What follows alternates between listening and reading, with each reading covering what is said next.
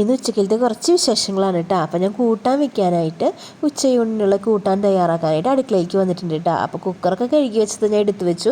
അപ്പോൾ കോവയ്ക്ക അരിഞ്ഞപ്പോഴാണ് 1/2 കിലോ കോവയ്ക്ക മേടിച്ചത്. ഞങ്ങൾക്ക് എന്തായാലും 3 ആൾക്ക് അധികമാവും. അപ്പോൾ അതിലത്തെ കുറച്ചെടുത്തിട്ട് ബാക്കി ഞാൻ ഫ്രിഡ്ജിലേക്ക് വെച്ചു കേട്ടോ. പിന്നെ കോവയ്ക്ക കൊണ്ട് ഒരു മെഴുക്ക് പുരട്ടിയാണ് കേട്ടോ ഞാൻ ചെയ്തത്.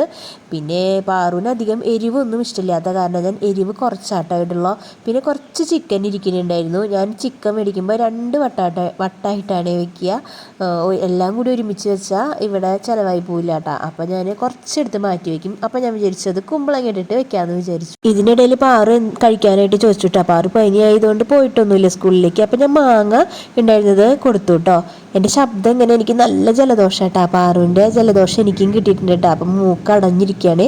പിന്നെ ചിക്കനൊക്കെ ആയി വന്നിട്ടുണ്ട്. പിന്നെ പാത്രങ്ങളുണ്ടായിരുന്നു കഴുകി വെച്ചു. അതിനിടയിലുള്ള മാങ്ങ തീറ്റയൊക്കെ കഴിഞ്ഞ് വന്നിട്ടുണ്ട് കേട്ടോ. അതപ്പോൾ നമ്മുടെ ചിക്കൻ കറിയൊക്കെ റെഡി ആയിട്ടുണ്ട്. അപ്പോൾ ഇത്രയേ ഉള്ളൂ ഇന്നത്തെ വിശേഷം.